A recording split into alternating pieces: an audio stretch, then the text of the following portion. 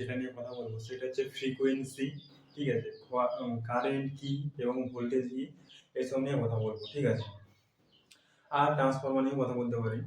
তো frequency, frequency মানে কি? 1 সেকেন্ড সময়, ঠিক আছে, মানে কি আমাদের এসিতে একটা তারের মধ্যে মানে ফেজ তারের মধ্যে পজিটিভও থাকে নেগেটিভও থাকে, ঠিক আছে। তো 1 সেকেন্ড সময়ে ওই 50 বার, একবার পজিটিভ একবার নেগেটিভ, একবার পজিটিভ একবার নেগেটিভ, এরকম সাইনোসয়েডাল ওয়েভে প্রবাহিত হয়, ঠিক আছে। ওইটাকে বলা হয় 50 হার্জ। মানে তোমার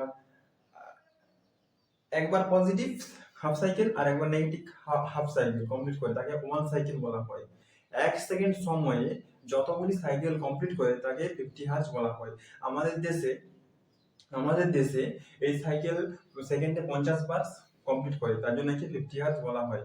আর এই ফ্রিকোয়েন্সিকে হার্জ মিটারে মেজার করা হয়। মানে একটা লাইট ধরো তুমি, লাইটটা সেকেন্ডে 50 বার জ্বলবে নিভবে, ঠিক আছে। কতবার? সেকেন্ডে 50 বার জ্বলবে নিভবে, তাই ওটাকে 50 হার্জ বলা হয়। আমাদের এই ফ্রিকোয়েন্সিকে হার্জ হার্জ মিটারে মিটারে মেজার করা হয়, তোমরা হয়তো প্রত্যেকেই জানো। তারপরে আসছে what is current. Current, flow of electrons in a close conductor is called current. Current শব্দটার বাংলা অর্থ প্রবাহ। কোনো কিছু যখন অনেক মাত্রায় প্রবাহ হয় তখন তাকে কারেন্ট বলে। এখানে কি ফ্লো হচ্ছে? এখানে ইলেকট্রন ফ্লো হচ্ছে। ওই তারের মধ্য দিয়ে ইলেকট্রন, ওই ওয়্যারের মধ্য দিয়ে ইলেকট্রন প্রচুর পরিমাণে ফ্লো হচ্ছে, তার জন্যে, ঠিক আছে, একে কারেন্ট বলা হয়। তো যখনই ইলেকট্রনগুলো ফ্লো হচ্ছে তখনই সেখানে কারেন্ট জেনারেট হচ্ছে, সেটাকে কারেন্ট বলে। বুঝতে পারা গেল? Flow of electrons in a close conductor is called current. Current শব্দটার বাংলা অর্থ প্রবাহ। কোনো কিছু যখন অনেক মাত্রায় প্রবাহ হয় তখন সেটাকে কারেন্ট বলে। এখানে কি ফ্লো হচ্ছে? এখানে ইলেকট্রন ফ্লো হচ্ছে, তাই এটাকে ইলেকট্রনগুলো যখন ফ্লো হয় তখন কারেন্ট জেনারেট হয়, সেটাকে ইলেকট্রিক্যাল কারেন্ট বলে। বুঝা গেল তো? ফ্লো অফ ইলেকট্রনস, কারেন্ট কাকে বলে? এইভাবে তোমরা বলো, flow of electrons in a close conductor is called current. Current শব্দটার বাংলা অর্থ প্রবাহ। প্রবাহ, কোনো কিছু যখন অনেক মাত্রায় প্রবাহ হয় তখন সেটাকে কারেন্ট বলে। এখানে কি ফ্লো হচ্ছে? এখানে ফ্লো অফ ইলেকট্রনস ফ্লো হচ্ছে, তাই একে ইলেকট্রনস গুলো যখন ফ্লো হয়, ঠিক আছে, তখন সেখানে কারেন্ট তৈরি হয়, সেটাকেই ইলেকট্রিক্যাল কারেন্ট বলা হয়। আর ভোল্টেজ, ভোল্টেজ হলো ইলেকট্রিক্যাল একটা প্রেসার, ঠিক আছে, যেটা কি করে ইলেকট্রনসকে ধাক্কা দেয়। মানে ধরো একটা সার্কিটে একটা বাল্ব আছে, ঠিক আছে। তো এই বাল্বটা কখন গ্লো হবে? যখন ওটার মধ্য দিয়ে কারেন্ট ফ্লো হবে, ঠিক আছে।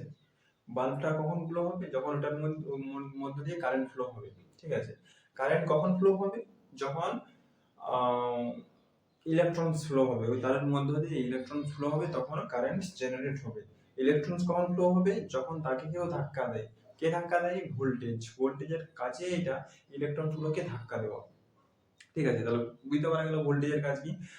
Voltage voltage is a electrical pressure which act transfer A free electron one atom to another atom, ঠিক আছে। এটাই হচ্ছে ভোল্টেজের কাজ, ইলেকট্রন গুলোকে ধাক্কা দেওয়া, ঠিক আছে। আশা করি তোমরা এই ভোল্টেজ কি সেটা খুব ডিটেলসে আমি ভালোভাবে বুঝাতে পেরেছি।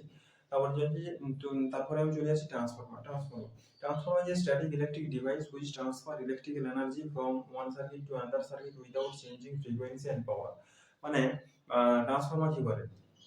ট্রান্সফরমার হচ্ছে একটি স্থির বস্তু যেটা কি করে ইলেকট্রিক্যাল এনার্জিকে একটা সার্কিট থেকে অন্য সার্কিটে ট্রান্সফার করে ফ্রিকোয়েন্সি এবং পাওয়ারকে পরিবর্তন না করে, ঠিক আছে।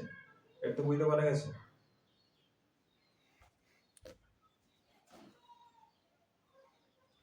তাহলে ফ্রিকোয়েন্সি এবং পাওয়ারকে পরিবর্তন না করে এরা একটা সার্কিট থেকে অন্য সার্কিটে ট্রান্সফার করে। এবার ট্রান্সফরমার দু প্রকারের হয়, একটা স্টেপ আপ ট্রান্সফরমার হয়, একটা স্টেপ ডাউন ট্রান্সফরমার হয়, ঠিক আছে। স্টেপ আপ ট্রান্সফরমার তোমরা হয়তো এটা দেখে থাকবে। পাওয়ার, এটা দেখে থাকবে নি, পাওয়ার জেনারেটিং স্টেশনে এটা ব্যবহার করা হয় ভোল্টেজটাকে বাড়াবার জন্য। আর স্টেপ ডাউন ট্রান্সফরমার ব্যবহার করা হয়, এটা তোমরা সবাই দেখেছো পাড়ার মোড়েতে বা তোমাদের গ্রামেতে, তোমরা এটা দেখে থাকবে, ঠিক আছে। Step down transformer voltage down করার জন্য, ভোল্টেজটা কম করার জন্য এটা ব্যবহার করা হয়। তাহলে আজ এই পর্যন্তই।